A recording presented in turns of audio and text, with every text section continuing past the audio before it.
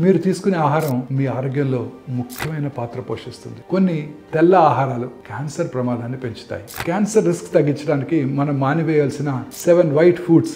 ఫస్ట్ది white sugar. White sugar ఊబకాయాన్ని మరియు insulin resistance ని పెంచుతుంది. మనం రోజు తినే వైట్ బ్రెడ్లో మైదాతో చేస్తారు. ఫైబర్ చాలా తక్కువగా ఉంటుంది. హై గ్లైసిమిక్ ఇండెక్స్ ఉంటుంది. Third and most important thing, మనం రోజు తినే వైట్ రైస్. ఈ వైట్ రైస్ అంటే పాలిష్డ్ రైస్.